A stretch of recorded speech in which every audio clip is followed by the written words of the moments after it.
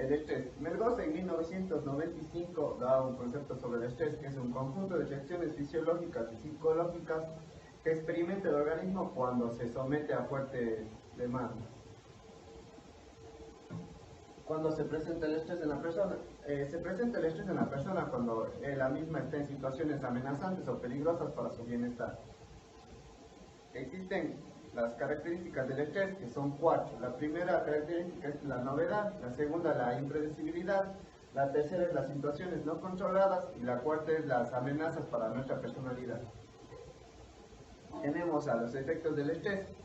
El estrés incide en la salud física y mental de la persona y también en el rendimiento laboral y el rendimiento académico. Existen dos tipos del estrés: el estrés absoluto, que son cuando la persona se encuentra en situaciones de amenaza para la supervivencia, y el estrés relativo, que cuando la persona se presenta en situaciones no amenazantes para su supervivencia. Se presentan dos procesos de estrés, que es la valoración cognitiva del acontecimiento, que es cuando la persona valora la situación, que si esta situación la va a dañarla o a beneficiar. Y tenemos el proceso de afrontamiento, y este es cuando la persona estima lo que puede hacer o no puede hacer para enfrentar la situación.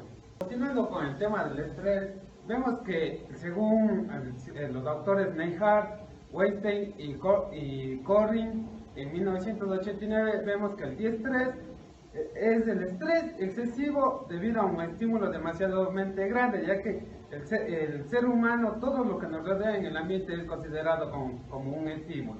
También tenemos el eustrés, que es la buena salud física y el bienestar mental, que facilitan que el cuerpo en todo su conjunto adquiera y desarrolle su máximo potencial. Esto de alguna manera podemos decir que es un refuerzo positivo para la persona.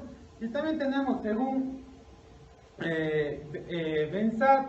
Ben-Sabat en 1987, que nos dice que existe el buen estrés y el mal estrés. El buen estrés es todo aquello que le gusta a la persona, es decir, todos sus logros personales, el afecto, la felicidad, la alegría, absolutamente todo lo positivo para la persona. Y el mal estrés es todo aquello que le disgusta a la persona. En este aspecto podemos decir de que puede ser el tráfico, si tiene algunas cosas pendientes, deudas, crisis emocionales, un duelo, el duelo, la pérdida de un familiar, todo aquello que puede causar un mal estrés.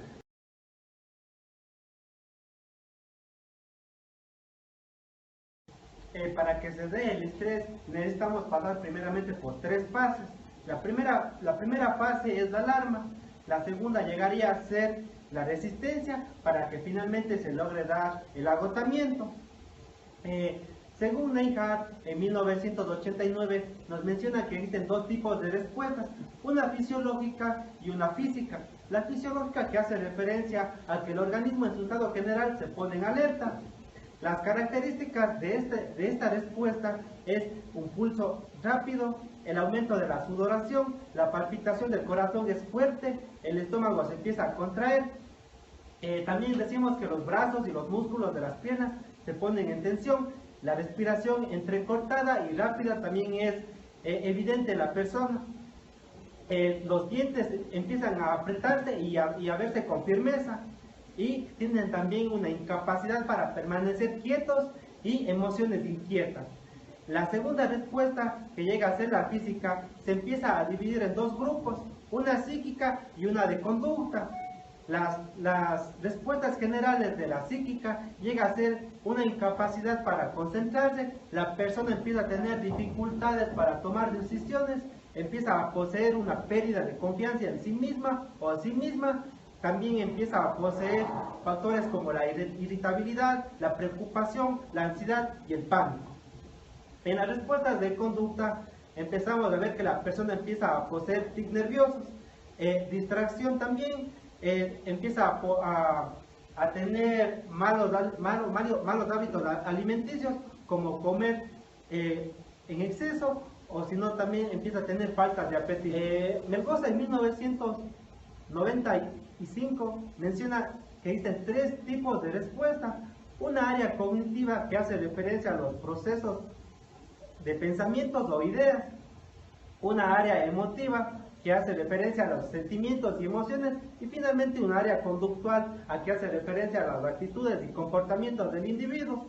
En el área cognitiva, la persona empieza a tener dificultades para permanecer concentrado, empieza a tener una retención en la memoria, tanto a corto y largo plazo. La persona se vuelve incapaz de evaluar situaciones presentes, y también empieza a tener la mala manera de pensar patrones lógicos y coherentes. En la área emotiva, la persona empieza a poseer dificultad para mantenerse relajada física y emotivamente. Empieza a sospechar de nuevas enfermedades como la hipocondría.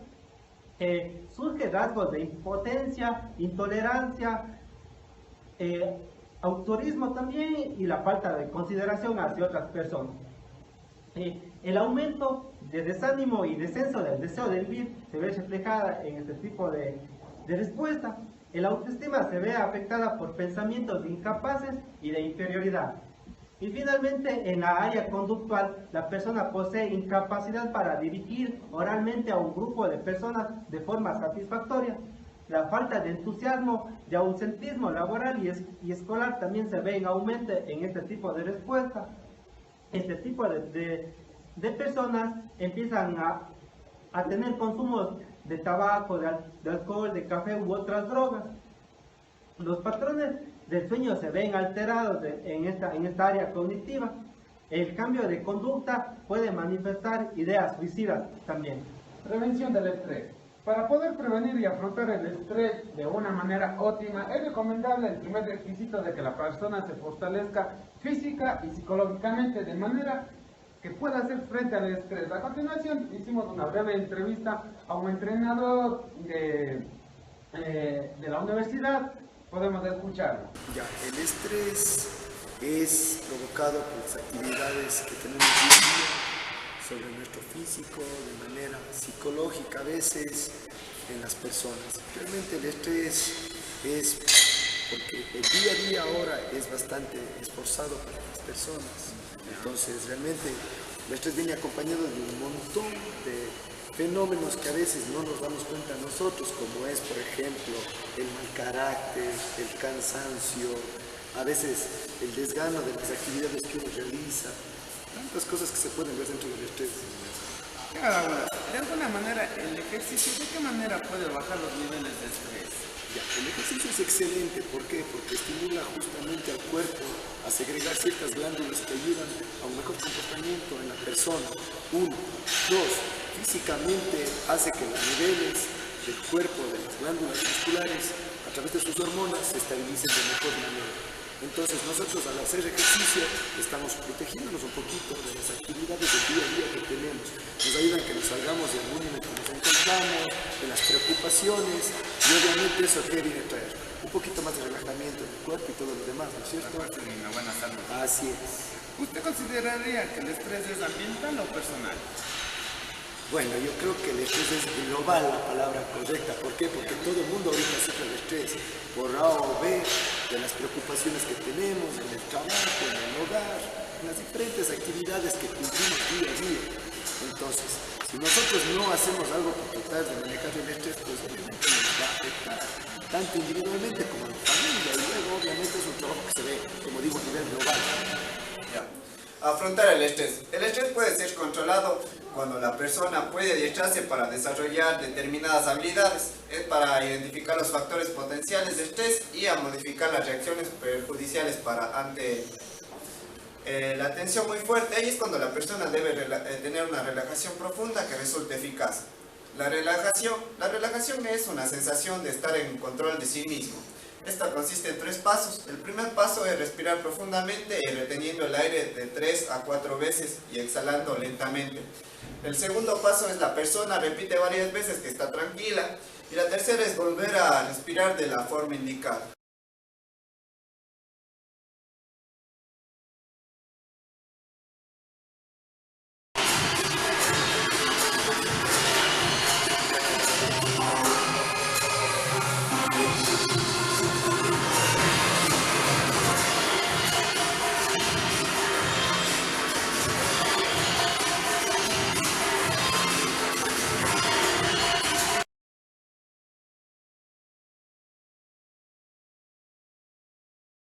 El estrés laboral. Es un estrés que se da en las sociedades industrializadas, en la que la persona puede traer consecuencias físicas o mentales. La salud emocional es un estado de bienestar psicológico y emocional que nos permite emplear nuestras habilidades.